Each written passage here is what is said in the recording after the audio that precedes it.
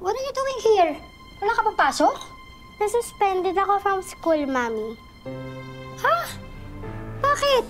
It's because of Mikay. Pinabura na naman siya ng advisor namin. Look, Mommy. What? Ano nangyari sa phone mo? Binaksak niya at sabi niya walang problema. Ha? Hindi ko pa fully paid to eh. Peste talaga yung mag-inang yan. Mami, gantihan natin sila. Talaga? Sinasagot talaga ng mag-inang yan ang galit ko, ha? Pasyong handa sila.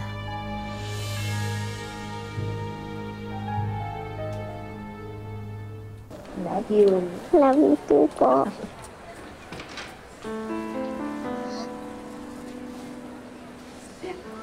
Kayo ba yung nanay ni Mikay? Ay, opo, ako ho.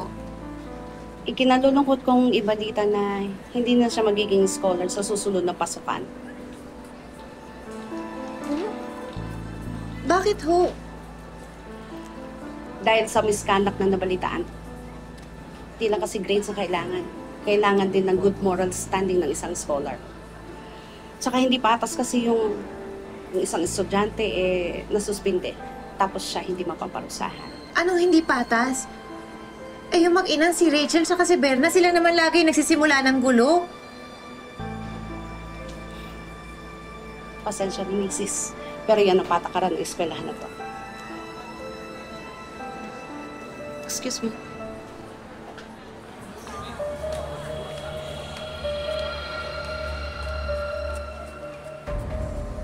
Ano po yun, Nay? Hindi na po ako makakapag-aral dito. Next school year?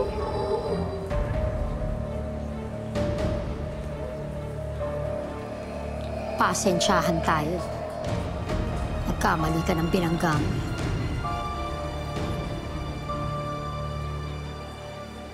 Sabi ni Nanay, i-enroll niya na daw ako sa public.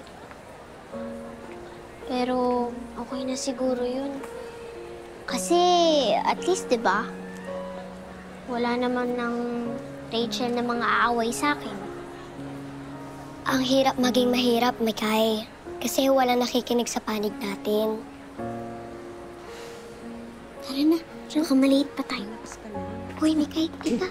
Mami yun ni Rachel. Nako, Berna, ginawa ko lang yun dahil magpinsan ng mga asawa natin. Ano ka ba naman, Vanji? Bakit naman sa pagsasalta mo parang naaawa ka pa sa mga doon? Alam mo, dapat kasi hindi ka na tumatanggap ng mga katulad nila dito sa school natin. Nakakasira ng reputasyon eh. Ay, o ito. Para sa'yo. Oh. Sigurado magugustuhan mo yan. Ba, naalala mo yun yung gusto mong skincare. Thank you. Salamat, Oo. salamat. Oh. Kaya talaga nakakalimutan. Ano?